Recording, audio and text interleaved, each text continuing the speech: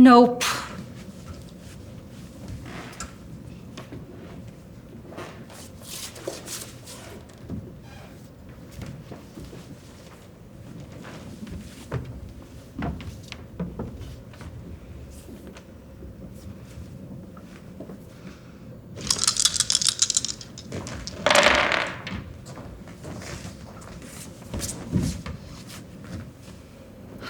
Nope.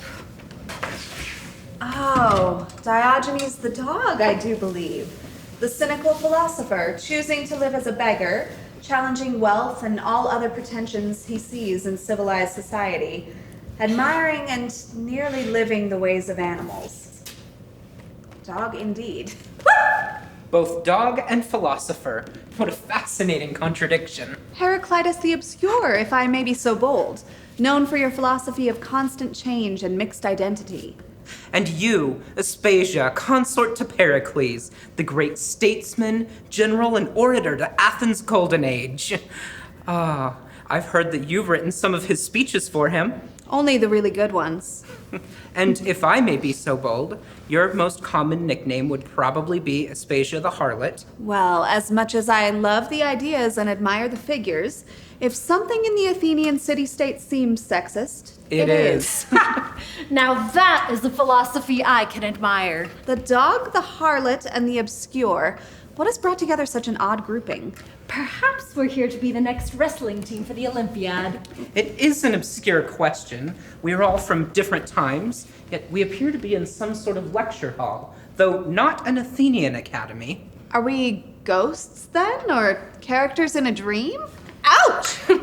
As alive as we ever were, Aspasia. Nipping dog. If Pericles were here, he would make you get a job. How dare you, Aspasia?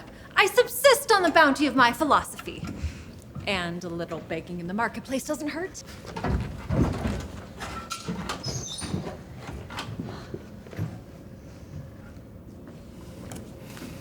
The glory of a city is courage, of a body, beauty, of a soul, wisdom, of deed, virtue, and of speech, truth.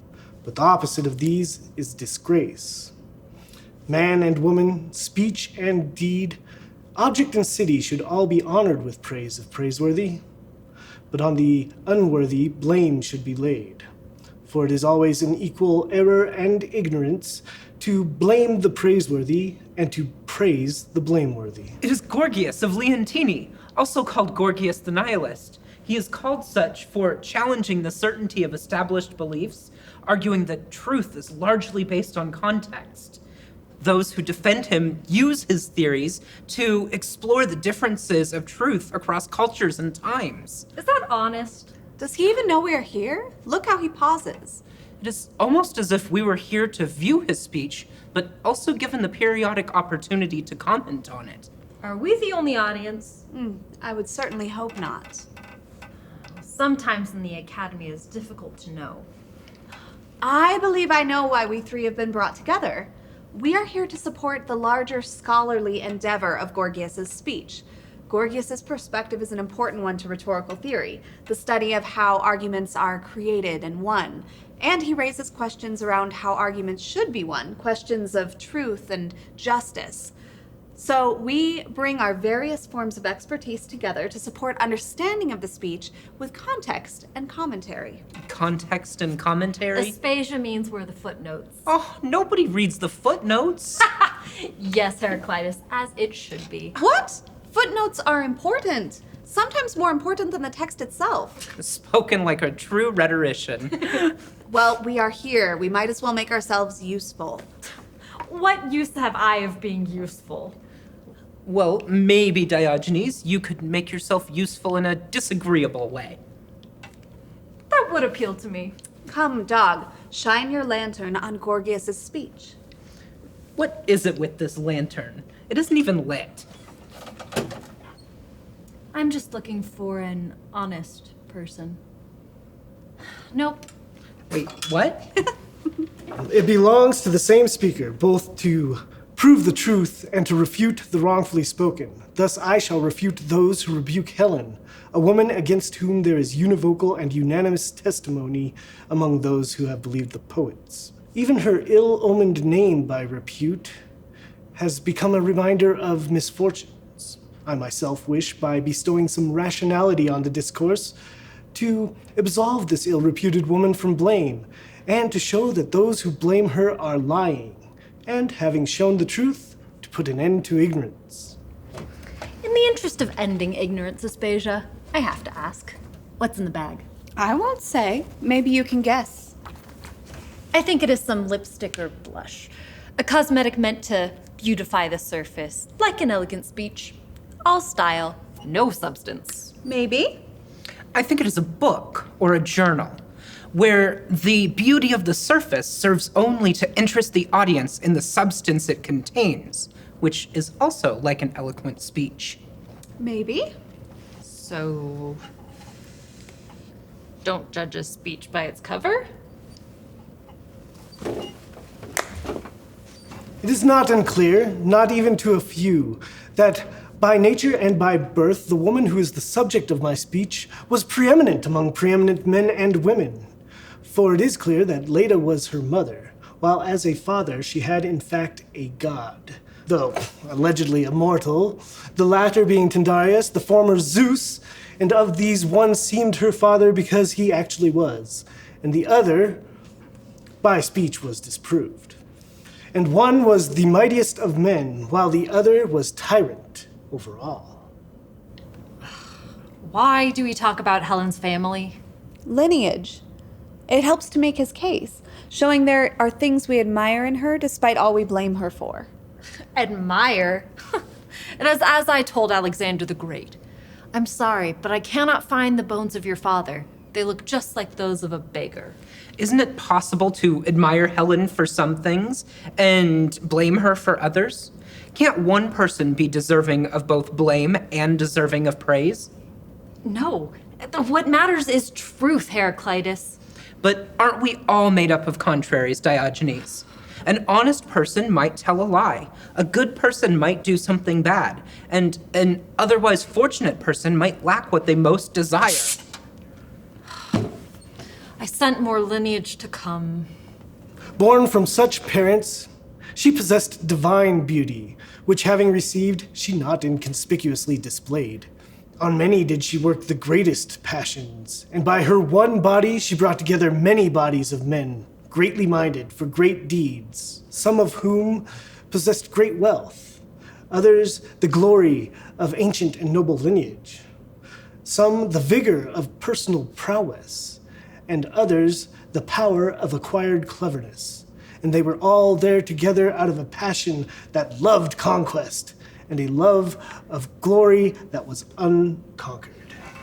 As I wrote for Pericles' funeral oration for the dead Athenian soldier, for the whole earth is the tomb of famous men. Not only are they commemorated in their own country, with columns and inscriptions, but in foreign lands there dwells also an unwritten memorial of them, graven not on stone, but in the hearts of men. How brave and beautiful you make dead bodies sound. Yes, the Trojan War. So many great deeds and so many dead. It was Helen's betrayal of her husband that sparked the fire that burnt down everything. The truth of her villainy is clear. But was she the only cause of the war? Well, it was her selfish act, her crime. It is impossible to argue otherwise. Yet Gorgias argues otherwise. Perhaps Gorgias argues the truth. Sometimes the impossible only seems so. Just because many people believe something doesn't make it true. Well, the truth, Gorgias doesn't care about the truth. He cares about winning. If he can win an impossible argument, his students will pay him a lot of money to teach them how to do the same. I would pay for that. Who he was and why and how he sailed away, taking Helen as his love, I shall not say. For to tell the knowing what they know supplies corroboration, but gives no pleasure. Having now exceeded the time allotted for my introduction, I shall proceed to my intended speech, and shall set out the causes for Helen's voyage to Troy reasonably to have taken place. Either by the wishes of fortune and the plans of the gods, decrees of necessity she did what she did, or seized by force, or persuaded by speech, or captivated by love. Now, if for the first reason, the responsible one should rightly be held responsible. For it is impossible to prevent a god's predetermination through human premeditation, since by nature the stronger force cannot be prevented by the weaker. But the weaker is ruled and driven by the stronger. The stronger leads, the weaker follows. God is stronger than mortal in force and in wisdom and in other ways. If therefore by fortune and God the cause has been decreed, Helen must of all disgrace be freed. Fortune and God.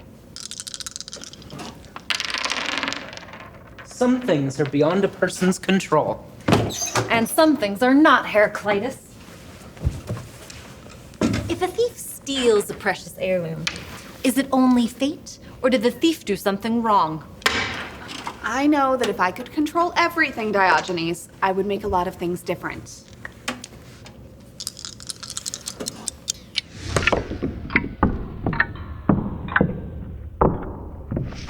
But if she was seized by force and illegally assaulted and unjustly insulted, then it is clear that the assailant as insulter did wrong, while the assailed as insulted suffered wrongly. Accordingly, the barbarian assailant deserves to be met with barbarous assault by speech and custom and deed, deserves to be blamed in speech, disgraced by custom, and punished in deed. She who was seized and deprived of her country and bereft of her loved ones, how should she not be pitied rather than pilloried? He did the dread deeds, she suffered them.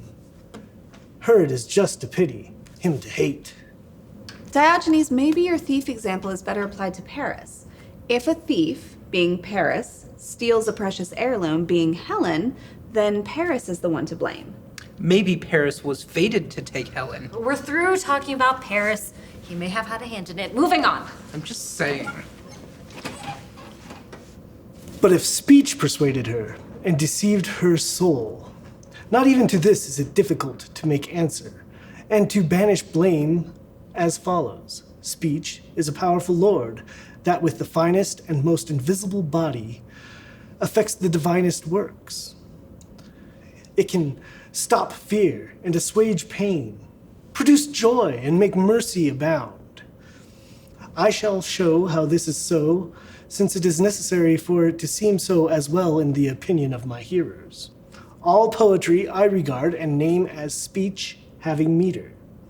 Its hearers shudder in terror, shed tears of pity, yearn with sad longing as the soul through words experiences some experience of its own, through others good fortune and ill fortune. But listen as I turn from one argument to another. Speech can be such like poetry. The metaphors, the parallels, the wordplay. Yes, poetry. Not always good poetry, but poetry. Poetry. That's nice. But speech can also be like wrestling. Did you see Gorgias' turn? I've seen that move at the Olympiad. Yes, that was a good move, and rhetoric is like wrestling. Yes! An orator attacks with words to defeat the opposition. And the opposition can grab hold of those words, twisting them and using them against you. Okay, I concede the point. By means of words, inspired incantations serve as bringers of pleasure and banishers of pain. For the incantation's power, communicating with the soul's opinion, enchants and persuades and changes it by wizardry. Two distinct methods of wizardry and magic can be found: errors of the soul and deceptions of opinion. Poetry, emotions, wrestling, twisting a point, and now magic? Spasia, I wonder if speech isn't another useless pretension separating us from the truth. Maybe you're right. Dogs don't make speeches. Dogs don't enchant or go to war over a jilted husband. Not all enchantments are bad. Not all speakers are good. How many speakers on how many subjects have persuaded others and continue to persuade by molding of false speech?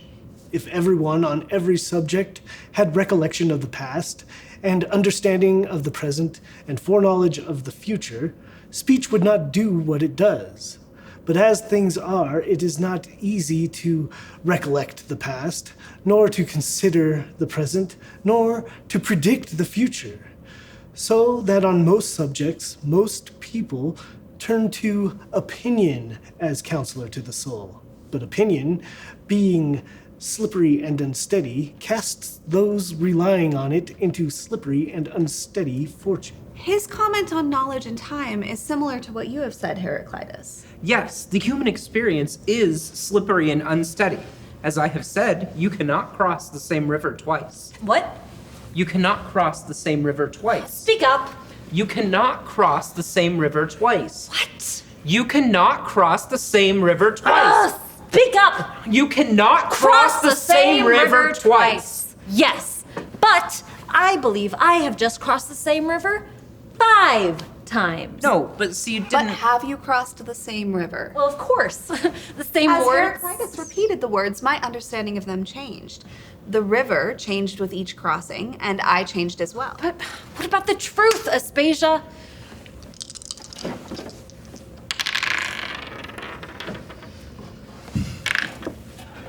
Accordingly, what cause hinders Helen, despite her preeminence, from falling to similar fortune?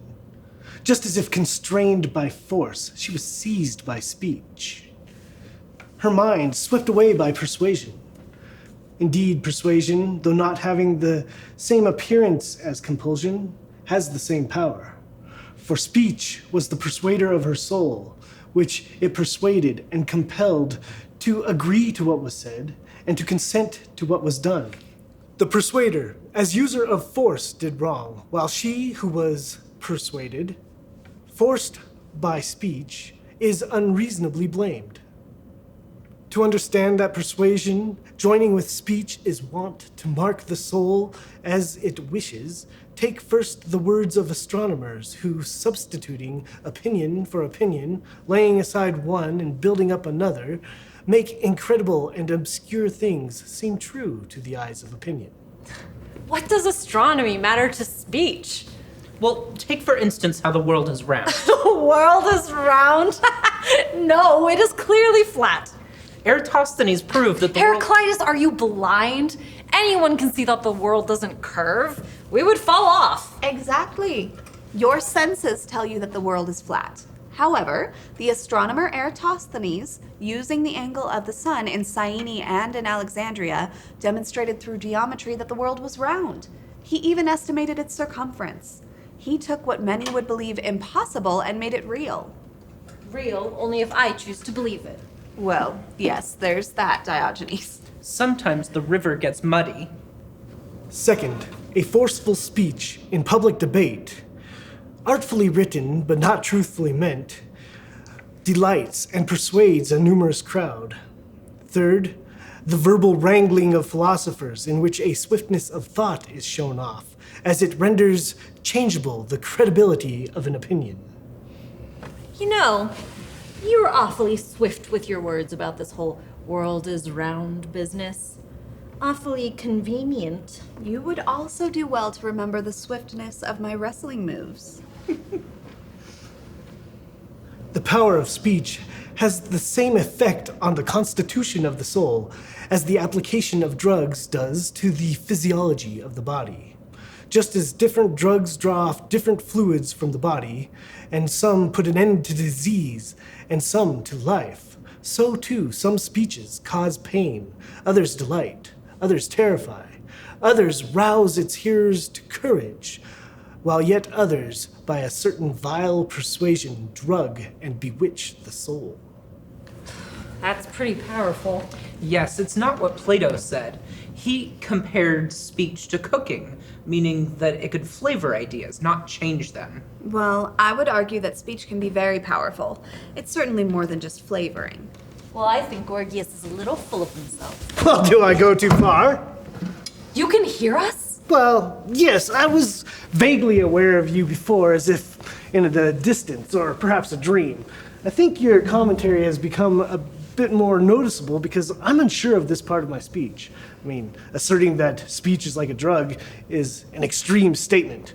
I mean, I want to get my point across, but I don't want to seem excessive. Your statement does make speech seem a bit like mind control. But isn't it sometimes?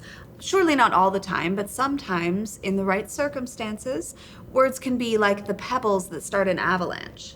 But a drug? That makes it sound as though speech can counteract all reason. Doesn't speech sometimes convince reasonable people of unreasonable things? Ah, that is my concern as well, Aspasia. And by ignoring that power, don't we actually make it more powerful? Don't we weaken reason by ignoring the power of speech? True, but don't we similarly risk if we over-glamorize the power of speech, Gorgias? I think the real question, Gorgias, is aren't chefs arrogant enough about their cooking already? I still think he's pretty full of himself. Thus, it has been explained that if she was persuaded by speech, she did no wrong, but was unfortunate. I shall discuss the fourth cause in a fourth argument. If it was love that brought all these things to pass, then she escapes without difficulty from the charge of error that is alleged. For what we see has its own nature, not chosen by us, and the soul is marked in its own ways through the sight. Love and politics. Pericles and I have some experience with that. You know, Aspasia, some have said that you're nothing more than a smooth-talking prostitute. Prostitute. Well, aren't most politicians? Maybe you should be the one carrying this around. For example, whenever warriors, enemy against enemy, buckle up in the armaments of bronze and iron, if sight beholds the scene, then it is alarmed and causes alarm in the soul, so that often would-be warriors flee in terror as if the coming danger were already present. Fear, prompted by sight, banishes the strong habitual obedience to the law, and makes one heedless both of what is judged by custom to be admirable and of the good that comes about by victory. Some who have seen terrible sights have lost their presence of mind in the present time. Thus fear extinguishes and excludes thought. Many fall victim to useless toils, dreadful diseases, and incurable insanity.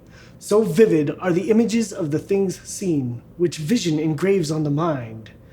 And many terrors remain unmentioned in my speech, but those that remain are sadly similar.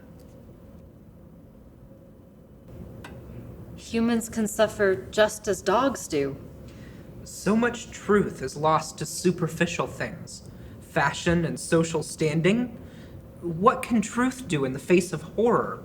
What hope is there for words and reason? What hope is there but words and reason? Words and reason in a contradictory and ever-changing world where speech is mighty but will so often deceive? What happens to truth?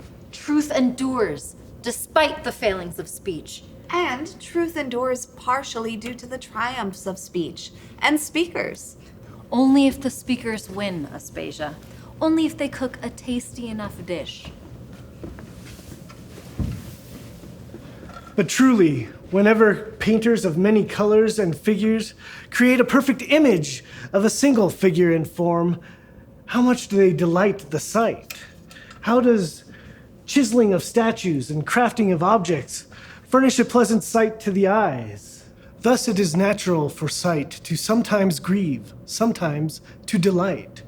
And in many there is produced much love and desire for many objects and bodies.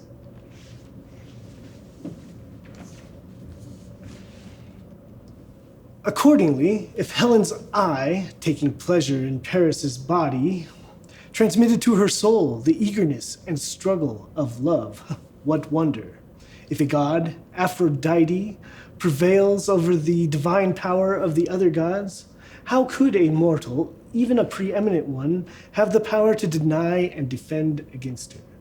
But even if love is a human disease and an ignorance of the soul, it should not be blamed as a mistake, but regarded as a misfortune. For Helen went to Troy caught by the nets around her soul, not by the choices of her will, and by the necessity of love, not the devices of art. Why shouldn't Helen have been able to love who she loved and to go wherever she chose? Dogs love who they love. Isn't that another contradiction? Love starting a war? Weren't you blamed for starting a war, Aspasia, as advisor to Pericles? 2 wars, Heraclitus. I was blamed for advising Pericles into 2 wars. Some even called me Helen as well. Bad dog, Aspasia. I was an easy scapegoat, Diogenes. Just like with Helen, being a powerful woman made me an easy target. Weren't you also put on trial for corrupting the women of Athens? Yes, and my argument prevailed. I was found not guilty.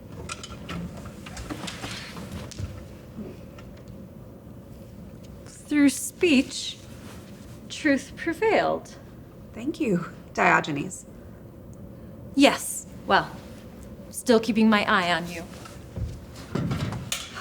How then is it just to blame Helen, who, either passionately in love, or persuaded by speech, or seized by force, or constrained by divine constraints, did the things she did, escaping responsibility in every way?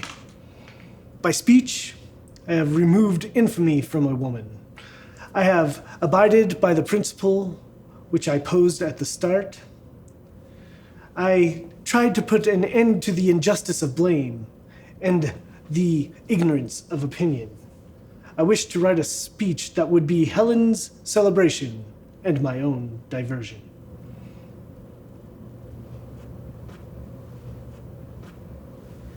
Wait, that's the end? But which is the right answer? What is the truth? Not guilty. But He kept all possibilities alive, Diogenes. Like 2 wrestlers wrestling, they occupy the same space. One might win, but the other is still there, near at hand, ready to try again. there has to be a... Personally, I'm a little put out that he calls the speech a celebration rather than an exoneration or a defense of Helen. And it was certainly more than just a personal diversion. Certainly, but he was making an argument that his contemporary Athenian audience would have found impossible, maybe even threatening. Maybe those are the arguments that need to be made. Wait.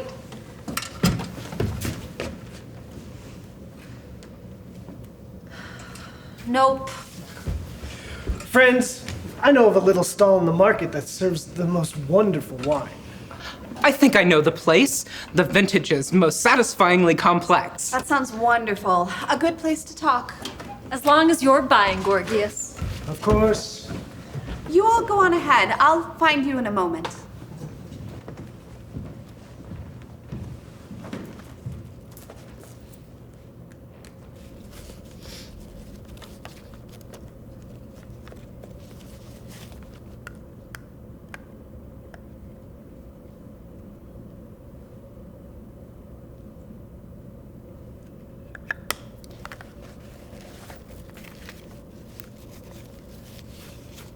Interesting.